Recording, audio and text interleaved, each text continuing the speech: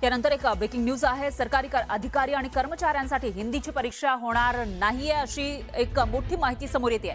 हिंदी भाषा परीक्षेला स्थगितीचा उदय सामंतांनी निर्णय घेतल्याची माहिती समोर येते। तर जे राजपत्रित आणि अराजपत्रित अधिकारी आहेत महाराष्ट्रामधले त्यांच्यासाठी हिंदीची परीक्षा घेतली जाणार होती 28 जूनला आणि त्यामुळे राज्यभरातून एक आक्रमक भूमिका घेतली जात होती। मुख्यतः मनसेने याला विरोध दर्शवलेला होता आणि या सगळ्यानंतर आता उदय सामंत यांनी एक मोठा निर्णय घेतलेला आहे। ही परीक्षा होणार नसल्याचं त्यांनी सांगितलंय।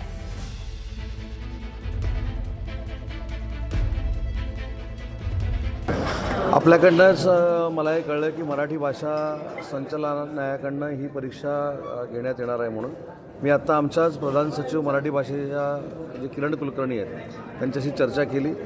जी परीक्षा हिंदीची लावलेली होती त्याला स्थगिती दिलेली आहे आणि भविष्यामध्ये ही हिंदीची परीक्षा आवश्यक आहे का हे मी राज्याचा मराठी भाषेचा मंत्री म्हणून पडताळून बघणार आहे आणि जर आवश्यक असेल तर कंटिन्यू करू, जर आवश्यक नसेल तर ही हिंदीची परीक्षा न घेण्याचा निर्णय आम्ही घेणार आहोत। साहेब, पण आपल्यासारख्या मंत्री महोदयांना माहीत नसताना असे निर्णय कसे घेतले जातात, यामागची कार्यप्रणाली काय होती? नाही, याच्यामध्ये दरवर्षी परीक्षा घेतली जाते। 1976ची ही नियमावली आहे। 1976च्या नियमावलीमध्ये मराठी भाषेअंतर्गत म्हणजे भाषा अंतर्गत ही हिंदीची परीक्षा घेतली जाते।